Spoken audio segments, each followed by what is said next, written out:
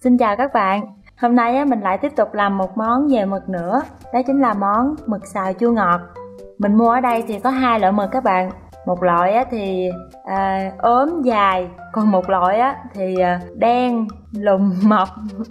Nhìn hai cái màu da của nó cũng khác nhau ha. Bây giờ thì mình sẽ làm sạch mấy cái con mực này bằng cách là bỏ đi cái phần xương sống nè, rồi bỏ hai con mắt, cái miệng của nó là cái răng mực đó các bạn, rồi bỏ luôn cái lớp da màu tím tím bên ngoài ha. Sau đó mình cho rượu trắng vô và mình ngâm khoảng 5-10 phút để nó khử bớt một phần nào đó mùi tanh của con mực. Rồi mình rửa lại nhiều lần với nước cho sạch.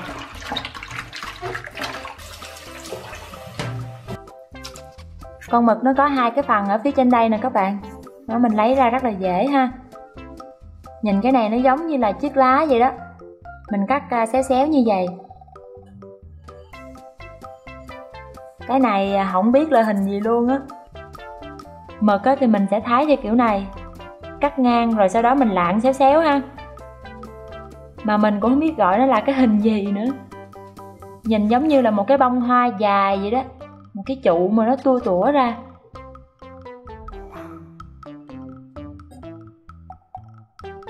Tiếp theo là mình sẽ trụng mực qua nước sôi.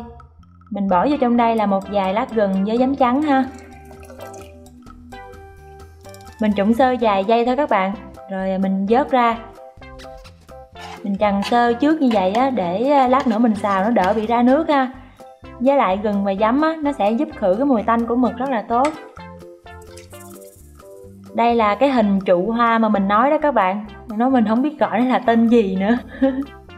Bên cạnh thì mình còn sử dụng thêm một số rau quả cho món xào này, như là cà chua nè, hành tây, khóm, cần tây, hành lá.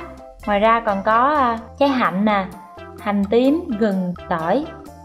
Bây giờ mình sẽ cắt cái đống này ra hết luôn ha.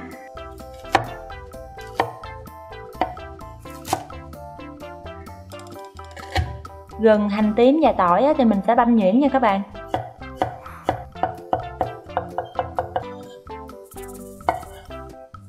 Mình sử dụng khoảng 2 muỗng nước cốt hạnh nha các bạn. Mình cho vô cái nước cốt hạnh này là khoảng 2 muỗng siro ha. Mình cũng chuẩn bị sẵn gia vị vô trong cái chén này luôn. Mình cho vô trong đây là 1/2 muỗng hạt nêm, 2 muỗng nước tương, rồi 2 muỗng dầu hào. Mình cho thêm một ít tương ớt nữa để cho nó cay cay ha các bạn. Rồi thêm 1 muỗng siro. Và cuối cùng là một chút xíu tiêu. Đánh đều lên.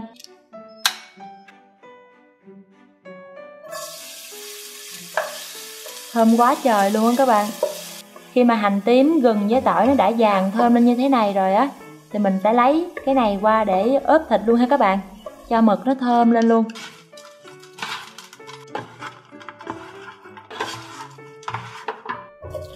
Sau đó mình cho tất cả các nguyên liệu như là cà chua, hành tây, khóm vô trong chảo mình xào một lượt hết luôn ha. Mình xào trên lửa to nha các bạn. Khi mấy cái củ quả này nó gần chín rồi đó các bạn, mình sẽ cho mực vô. Cho nước sốt lên trên luôn. Mình đảo mực cho mực nó thấm đều nước sốt ha. Rồi mình cho hành với rau cần vô. Mình xào khoảng 30 giây đến 1 phút là nó chín rồi. Mình tắt bếp. Rồi cuối cùng là mình sẽ cho cái nước sốt siro hạnh vô. Mình cho khoảng 2 đến 3 muỗng. Vậy là xong rồi đó các bạn. Wow, nhìn bốc khói rất là hấp dẫn luôn á các bạn. Vậy là mình đã hoàn thành xong món mực xào chua ngọt rồi đó các bạn. Các bạn nhìn thấy có ngon không? Mời các bạn cùng ăn chung với mình nha.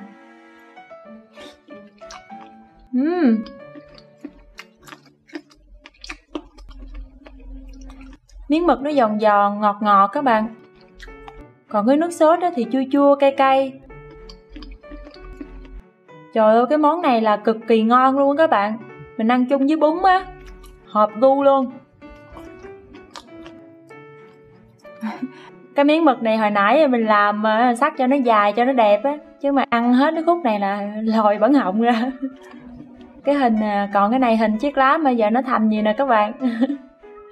Dễ cưng ha.